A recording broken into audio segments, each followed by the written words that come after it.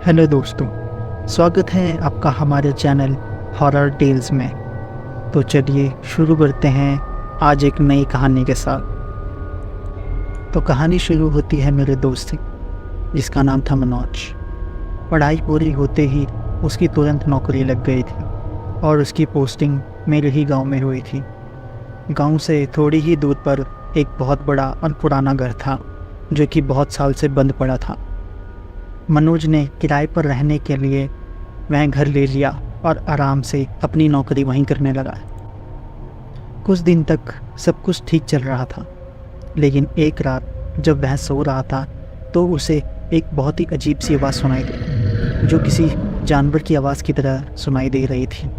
शुरुआत में मनोज ने उस आवाज़ पर ज़्यादा ध्यान नहीं दिया, लेकिन फिर दूसरे दिन भी उसको वही आवाज़ दोबारा सुनाई देने लगी। उसने सोचा, आखिर ये कौन सा जानवर है जो उसे रोज़ रात सोने नहीं देता, या फिर कोई इंसान है जो उसे डराने की कोशिश कर रहा है। खैर, मनोज भूत प्रेत को नहीं मानता था, इसलिए वह आराम से सो गया। कुछ समय बाद जब मनोज की नींद खुली तो सामने उसने एक डरावना काला साया देखा। मनोज इससे पहले कि कुछ कर पाता वह बेहोश होकर नीचे गिर गया। कुछ घंटे बाद जब उसे होश आया तो वह भागकर उस घर के मालिक के पास गया और उसने सारी घटना के बारे में बताया। फिर मालिक ने मनोज को बताया कि हमारे घर की ऊपरी मंजिल में एक भूत रहता है। बहुत साल पहले इस गांव के कुछ लोगों ने उसके साथ गलत व्यवहार करके उसकी हत्या कर दी थी। तब से लेकर आज तक उसकी लाश का पता नहीं चला है। कई लोग तो ये भी बताते थे कि रात के समय में इस रास्ते से अगर कोई जाता था तो वह भूत उसे अपने घेरे में ले लेता था और कई दिनों तक उसका पीछा नहीं छोड़ता था, लेकिन उसे अभी तक किसी ने नहीं देखा है। कभी कभी उसकी डरावनी आवाज़ सुनाई देती है जो सबकी नींद उड़ा देती है। मनोज ने मकान मालिक की पूरी बात सुनने के बाद सोचा कि यह सब कुछ केवल एक कल्पना और बकवास बातें हो सकती हैं, क्योंकि वह भूतों में विश्वास नहीं करता था। इसलिए वह वहाँ से चुपचाप अपने घर चला गया। कुछ दिन बाद रात के समय लगभग 11 बजे के करीब मनोज खाना खाकर टहल रहा था तो उसने देखा कि चारों तरफ अंधेरा छाया हुआ था और एकदम शांत माहौल। फिर उसकी नज़र दीवार पर गई और देखा कि सारी दीवारें दरवाज़ों पर जानवरों की तरह कुछ निशान बने हुए थे और बहुत सी चीज़ों को बिना किसी वजह के अलग अलग जगहों पर रखा गया था। इससे पहले उसने वहाँ कुछ भी ऐसा नहीं देखा था। फिर एक रात कुछ ऐसा हुआ कि उसकी रूह कांप उठी। मनोज अपने घर में अकेले सो रहा था, तब उसे एक डरावनी सी आवाज़ सुनाई दी। मनोज नींद से उठ गया और इधर उधर देखने लगा कि कौन है जो इतनी डरावनी आवाज़ निकाल रहा है, लेकिन कहीं से भी कोई दिखाई नहीं दे रहा था और थोड़ी ही देर में आवाज़ बार बार सुनाई देने लगी। मनोज ने जल्दी से अपने कमरे की लाइट जलाई तो देखा कि एक बहुत ही भयानक और डरावना साया उसके सामने खड़ा है और उसे घूर रहा है। अब मनोज डर के मारे थर थर काँपने लगा और उसकी आवाज़ भी निकलना बंद हो गई थी। फिर उसने मन में ही सोचा कि मैं अपने सपनों में भी कभी सोच नहीं सकता था कि मेरे साथ कभी कुछ ऐसा होगा। हे भगवान, अब आप ही मेरी कुछ मदद करो। उसने देखा कि कमरे के बीच में एक आदमी खड़ा है जिसका शरीर काफ़ी लंबा और डरावना था। उस आदमी के दूध की तरह उजले और लहराते बाल थे और दोनों आँखें खून से लथपथ थी। भूत को डरावने रूप में अचानक अपने सामने देखकर उसकी हालत खराब हो गई थी। मनोज ने ऐसा भयानक और डरावना भूत अपनी ज़िंदगी में कभी पहले नहीं देखा था। जैसे तैसे करके वह उस घर से भागा।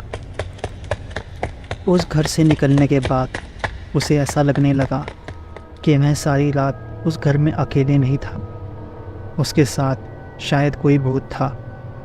उसने बार बार पीछे मुड़कर देखा, लेकिन कोई नहीं था। लेकिन कुछ देर बाद वह फिर से सोचने लगा, कहीं ये मेरा भ्रम तो नहीं। और उसके दिमाग में भूतों और अद्भुत चीज़ों की तस्वीरें आने लगी। सच्चाई जानने के लिए उसने दोबारा उस कमरे में जाने का फैसला किया, लेकिन इस बार वो अपनी दोस्त को साथ लेकर गया। दोनों फिर से उस घर में पहुंचे और उन्होंने कमरे की लाइट चालू कर दी। इस बार उन्हें घर में पहले से भी ज़्यादा डरावना दृश्य दिखाई दिया। दीवार के चारों तरफ लिखे हुए कुछ शब्द और तस्वीरें थी जो उन्हें बहुत अजीब लग रही थी। फिर उन्हें घर के कोने में एक बहुत बड़ा लोहे का संदूक दिखाई दिया। जब उन्होंने उस संदूक को खोला तो उन्हें उसमें एक भयानक चीज़ देखने को मिली। उस संदूक में एक आदमी की लाश पड़ी हुई थी जिसका सिर अलग हो गया था। वह दोनों उस लाश को देखकर पहले से और ज़्यादा डर गए और उसे वहीं छोड़कर उस घर से निकलकर भागने लगे। लेकिन जैसे ही वह दोनों वहाँ से भागने लगे तभी इनके कानों में एक डरावनी आवाज़ सुनाई थी, जैसे कोई उनको कह रहा हो, वहीं रुक जाओ, यहाँ से वापस मत जाना, अब तुम दोनों मेरे शिकार बन गए हो, रुक जाओ वहीं पर, वरना मैं तुम्हें अभी मार डालूंगा। मनोज और उसके दोस्त वहीं रुक गए और पीछे मुड़ कर देखा तो कोई नहीं था, बस उसकी आवाज़ें सुनाई दे रही थी। फिर क्या था, दोनों ने पूरी तेज़ी से भागना शुरू कर दिया और तभी रुके जब उन्हें लगा कि वह उस घर से काफ़ी दूर आ गए हैं। थोड़ी ही देर में सुबह हो गई। दोनों दोस्त गाँव में गए और डरते हुए उन्होंने अपनी घटना सारे गाँव वालों को बताई और उन लोगों को सावधान करवाया कि गलती से भी कोई उस घर में ना जाए। हम लोग तो जैसे तैसे करके वहाँ से भाग गए, लेकिन अब दोबारा कोई वहाँ गया तो शायद मैं ज़िंदा वापस ना आ पाए। मनोज ने उसी दिन अपनी पोस्टिंग किसी और जगह करवाई और वहाँ से अपना सारा सामान लेकर हमेशा हमेशा के लिए चला गया। दिन पर दिन मनोज उस घर की घटना को भूलने की कोशिश करता रहा, लेकिन मैं उस घटना को कभी भी भूल नहीं पाया और उसकी नींद भी खराब होने लग गई थी और अब वह रात को सोने में भी डरने लगा था। आपको ये कहानी कैसी लगी हमें कमेंट्स में ज़रूर बताएं। अगर आपको ये कहानी पसंद आई तो इस वीडियो को लाइक करें एंड चैनल को सब्सक्राइब करें। मिलते हैं जल्द ही एक नई हॉरर स्टोरी के साथ। तब तक के लिए हैप्पी हॉरर नाइट्स।